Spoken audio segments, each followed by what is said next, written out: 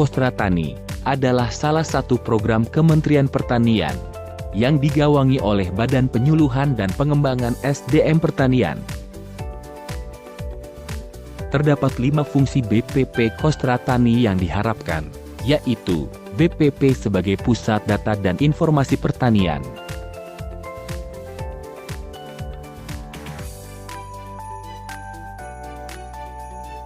BPP sebagai pusat gerakan pembangunan pertanian,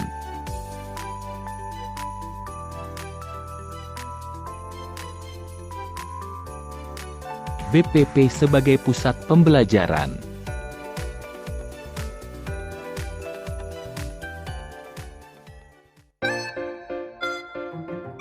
BPP sebagai pusat konsultasi agribisnis,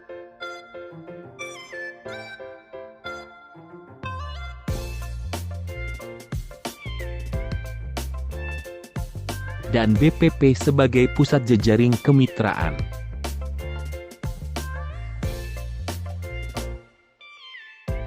Dalam rangka mendukung poin ketiga, yaitu BPP Kostra Tani sebagai pusat pembelajaran terstandar, sehingga pembelajaran dapat diakses oleh seluruh stakeholder BPP dengan mudah, murah, kapanpun, dan dimanapun.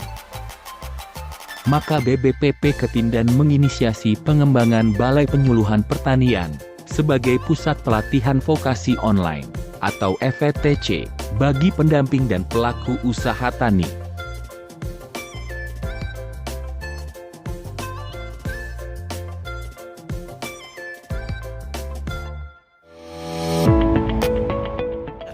Tujuan dari pengembangan Balai Penyuluh Pertanian sebagai pusat pelatihan vokasi online adalah untuk memperluas jangkauan pembangunan sumber daya manusia pertanian dan usaha tani yang lebih merata mencapai titik jauh, serta meningkatkan minat tenaga kerja di sektor pertanian di seluruh Indonesia. Dalam pelaksanaannya, pelatihan online atau EVTC diharapkan mampu memenuhi kaidah kompetensi based training, yaitu diawali dengan identifikasi pelatihan untuk mendapatkan materi yang benar-benar dibutuhkan di lapangan, dan diakhiri dengan bimbingan lanjutan untuk pengawalan pelatihan sampai berhasil. Aplikasi yang digunakan juga relatif mudah, yaitu dengan memanfaatkan Google Site yang dapat diakses secara gratis.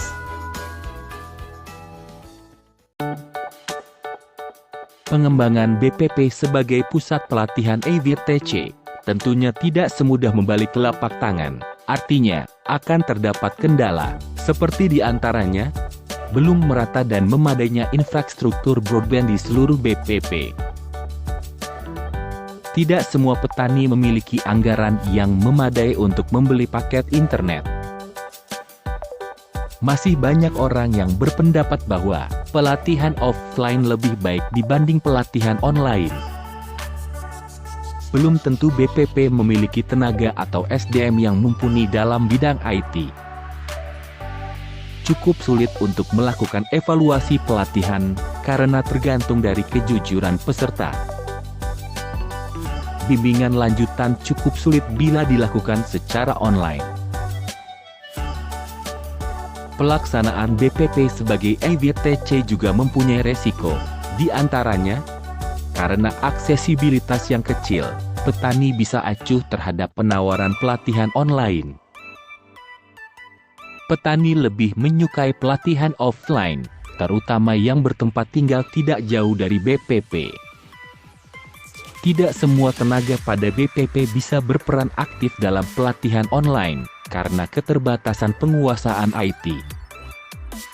Sehingga dari kendala dan resiko tersebut, maka diperlukan beberapa upaya, antara lain, memperbaiki infrastruktur broadband, memberikan edukasi pengoperasian smartphone, memberikan pendampingan IT untuk SDM di BPP, menggunakan metode pembelajaran online yang efektif dan menarik, menetapkan standar pelatihan dan alur pelatihan yang jelas dan sederhana, untuk kemudian dituangkan ke dalam SOP.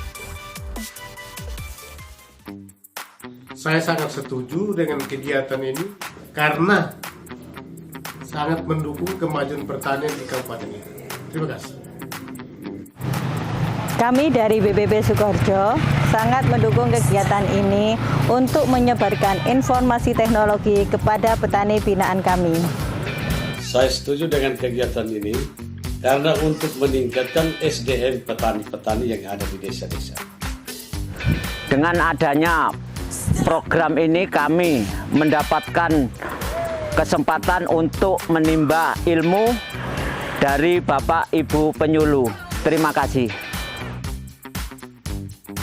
Akhirnya, semoga BPP sebagai pusat EVTC dapat meningkatkan SDM dan kesejahteraan petani secara nyata.